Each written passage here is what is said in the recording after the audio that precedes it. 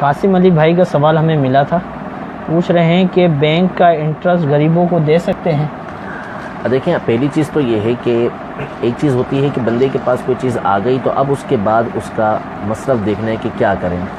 سب سے پہلے تو یہ جاننا ضروری ہے کہ بینک میں ایسا اکاؤنٹ کھلوانا ہی جائز نہیں ہے کہ جس پر انٹرسٹ ملے۔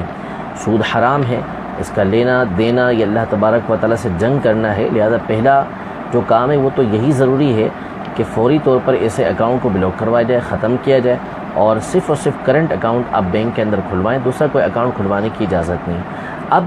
کھلوا لیا تھا، احساس ہو گیا کہ غلطی ہو گئی ہے، اللہ تبارک و تعالیٰ سے توبہ کیجیے، اور اس پر جو انٹرسٹ ملا ہے، جو سود ملا ہے، اس کا شرعی حکم یہ ہے کہ ایسے شخص کو کہ جسے زکوٰۃ لگتی ہے، یعنی شرعی فقیر کو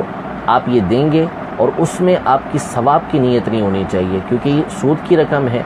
حرام رقم ہے، تو اس میں ثواب کی نیت نہیں کی جا سکتی۔ یہ آپ نے شرعی فقیر کے اوپر صدقہ کرنا ہے، لیکن ثواب کی نیت اس میں نہیں کرنی، صرف ایک خبیث رقم آپ کے پاس آ گئی ہے جو آپ نے غریب تک پہنچا دینی ہے۔ البتہ علماء کرام یہ ارشاد فرماتے ہیں کہ بندہ جب شریعت کے حکم پر عمل کرتے ہوئے بغیر ثواب کی نیت کے یہ صدقہ شرعی فقیر کو دے دے گا تو اس صورت میں اللہ تبارک و تعالی